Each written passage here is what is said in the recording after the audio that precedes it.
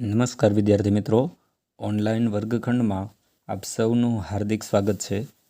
આજે આપણે હિન્દી વિષય અંતર્ગત ત્રીજો પાઠ ભણીશું, જેનું નામ છે સચ્ચા હીરા, એટલે કે સાચો હીરો। તો ચાલો વિદ્યાર્થી મિત્રો, આપણે આ પાઠની प्रस्तावना જોઈએ। प्रस्तुत कहानी में व्यक्ति के ज्ञान के साथ साथ उसके कर्म को भी महत्व दिया गया है। आ पाठनी अंदर व्यक्तिना ज्ञान साथे एना कर्मने पण महत्व आपवामां आव्युं छे। अच्छा ज्ञान अच्छी बात है, लेकिन वह आचरण में नहीं तो निरर्थक है। घणुं बधुं ज्ञान होय पण जो आचरण में न होय तो ये निरर्थक छे, एनो कोई अर्थ नहीं। इस बात को रोचक तरीके से प्रस्तुत किया गया है। आ बात ने खूब ज सुंदर रीते प्रस्तुत करवामां आवी छे। चलो वार्ता जोईए। सूर्य अस्त हो रहा था। पक्षी चहचहाते हुए अपने अपने नीड की ओर जा रहे थे। सूर्य अस्त थई रह्यो हतो। पक्षी किल्लोल करता करता पोताना माळा तरफ जई रह्या हता। गांव की कुछ स्त्रियां पानी लेने के लिए घड़े लेकर कुएं की ओर चल पड़ी। गामनी केटलीक स्त्रीओ पानी लेवा माटे, पानी भरवा माटे कुआ तरफ जवा लागी। पानी भरकर कुछ स्त्रियां तो अपने घरों की ओर लौट गई, परंतु उनमें से 4 कुएं की पक्की जगत पर बैठकर आपस में इधर उधर की बातें करने लगी। पानी भरी अने केटलीक स्त्रीओ तो पोताना घरे पाछी फरी गई, पण एमांथी 4 स्त्रीओ जे हती ए कुआना पाक्का ओटला उपर, पक्की जगत एटले ओटलो, पाक्का ओटला उपर बेसीने एकबीजा साथे इधर उधर की बातें करने लगी, मतलब गप्पे लड़ाने लगी, गप्पा मारवा लगी। बातचीत करते करते बात बेटों पर जा पहुंची। આવી રીતે વાતચીત करता करता बात एना दीकराओं पर આવી पहुंची। उनमें से एक की उम्र सबसे बड़ी लग रही थी। एमानी एक स्त्रीनी उम्र सौथी वधारे लागी रही हती। वह कहने लगी, सौथी मोटी स्त्री छे ए कहेवा लागी, भगवान सबको मेरे बेटे जैसा बेटा दे। भगवान बधाने मारा दीकरा जेवो दीकरो आपे। सौथी मोटी कहे छे, मेरा बेटा लाखों में एक है। मारो छोकरो लाखों में एक छे। उसका कंठ बहुत मधुर है। एनु गळू खूब ज मधुर छे। वह बहुत अच्छा गाता है, तो खूब सरस गाय छे। उसके गीत को सुनकर कोयल और मैना भी चुप हो जाती है। जो सांभळजो, मेरा बेटा लाखों में है कि उसका कंठ बहुत मधुर है, वह बहुत अच्छा गाता है, अने एनो स्वर सांभळीने कोयल ने मैना पण चुप थई जाए छे। लोग बड़े चाव से उसका गीत सुनते हैं। लोको खूब ज चाव से एटले के खूब ज ध्यानथी एनु गीत सांभळे छे। सौथी मोटी स्त्रीनो छोकरो हतो ए खूब ज सारू गातो हतो, एटले तेनी प्रशंसा करे छे अने कहे छे कि मारो छोकरो छे ए लाखों में एक छे। हवे आगळ जोईए। उसकी बात सुनकर दूसरी स्त्री का मन हुआ कि वह भी अपने बेटे की प्रशंसा करे। एनी बात सांभळीने बीजी स्त्रीने पण थयुं कि हूँ पण मारा दीकरानी प्रशंसा करूँ। उसने पहली स्त्री से कहा, मेरे बेटे की बराबरी कोई नहीं कर सकता। जे पहली स्त्री बोली हती ने एने कह्युं कि मारा छोकरानी बराबरी तो कोई करी ज न शके। वह बहुत ही शक्तिशाली और बहादुर है। बीजी स्त्री कहे छे कि मारो छोकरो छे ए खूब ज शक्तिशाली अने बहादुर छे। वह बड़े बड़े बहादुरों को भी पछाड़ देता है। ते मोटा मोटा बहादुरों ने पण पछाड़ी दे छे। वह आधुनिक युग का भीम है। ते आधुनिक युगनो भीम छे। यह सब सुनकर तीसरी औरत भला कैसे चुप रहती। आ बधुं सांभળી अने त्रीजी औरत केवी रीते चुप रहे। औरत एटले नारी। त्रीजी नारी केम चुप रहे। ए पण बोली, मेरा बेटा साक्षात बृहस्पति का अवतार है। શું કહે છે, મારો છોકરો સાક્ષાત બૃહસ્પતિનો અવતાર છે। દેવોના જે ગુરુ છે એને કહેવામાં આવે છે બૃહસ્પતિ। ખૂબ જ બુદ્ધિશાળી વ્યક્તિ હોય એને પણ બૃહસ્પતિ કહેવામાં આવે છે। તો એ સાક્ષાત બૃહસ્પતિનો અવતાર છે એવું કહે છે। વહ જો કુછ પડતા હૈ એકદમ યાદ કર લેતા હૈ। તે જે કંઈ પણ ભણે છે એ એકદમ યાદ કરી લે છે। ऐसा लगता है मानो उसके कंठ में सरस्वती का निवास हो। એવું લાગે છે કે જાણે એના કંઠમાં સરસ્વતીનો નિવાસ હોય। तीनों औरतों की बातें सुनकर चौथी स्त्री चुपचाप बैठी रही। આ ત્રણેય સ્ત્રીઓની વાતો સાંભળીને ચોથી સ્ત્રી છે એ શાંતિથી બેઠી હતી। उसने अपने बेटे के बारे में कुछ न कहा। એણે પોતાના છોકરા વિશે કંઈ જ ન કહ્યું।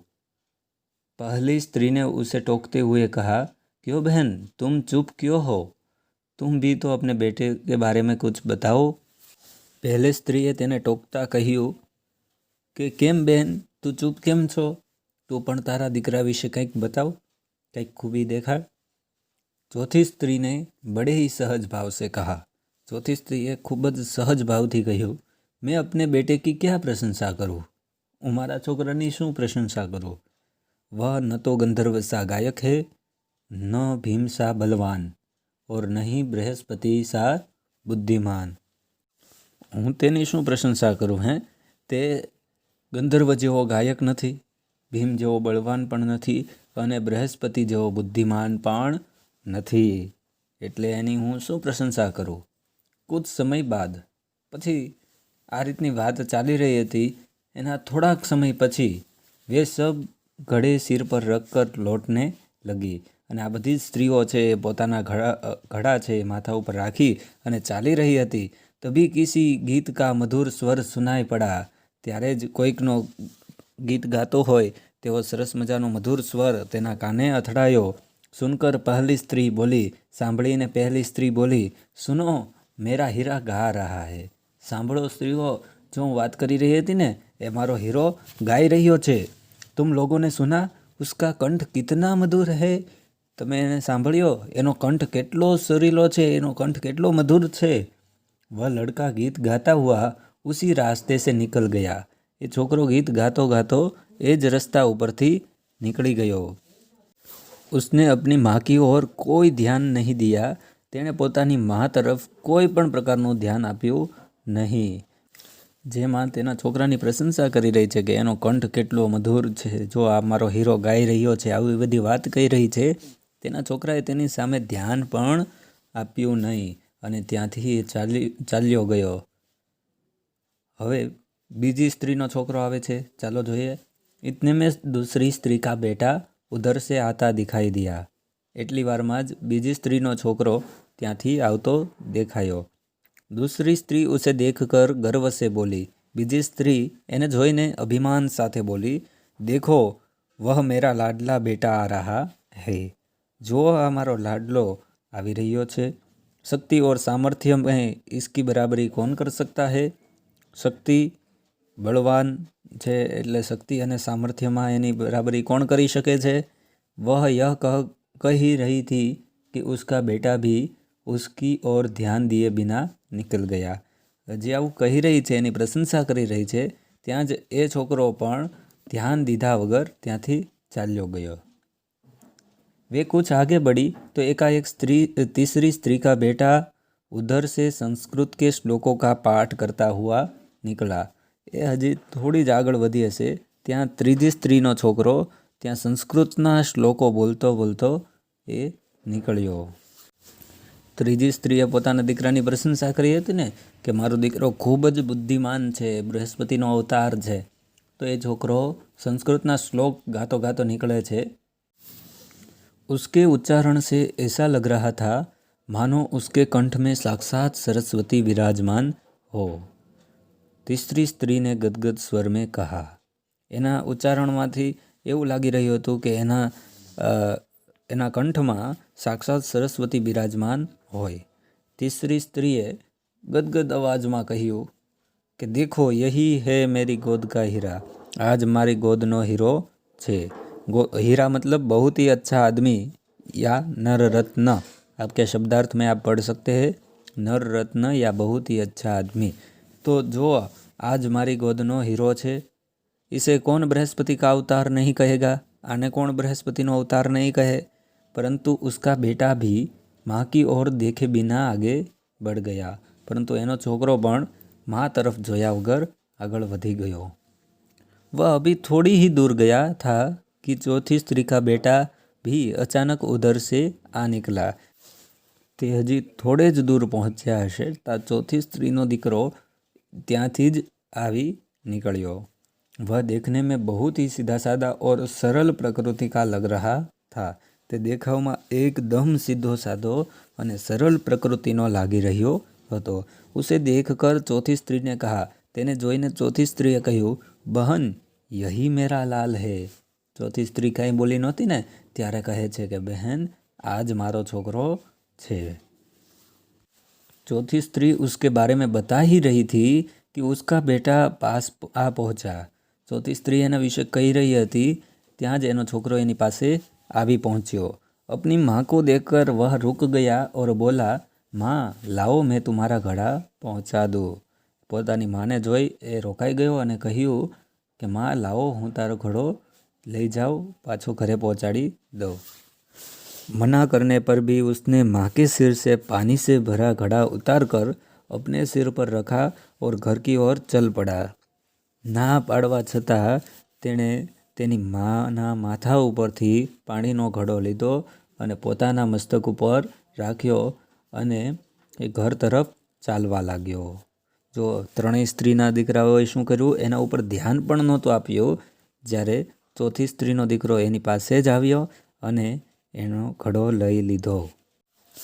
तीनों औरतें बड़े ही आश्चर्य से चौथी स्त्री के बेटे को देखती रही। त्रणेय स्त्रीओ खूब ज आश्चर्य साथे आ चौथी स्त्रीना छोकराने जोई रही। एक वृद्ध महिला जो बहुत देर से इन औरतों के पीछे चलती हुई इनकी बातें सुन रही थी, पास आकर बोली, देखती क्या हो, यही सच्चा हीरा है।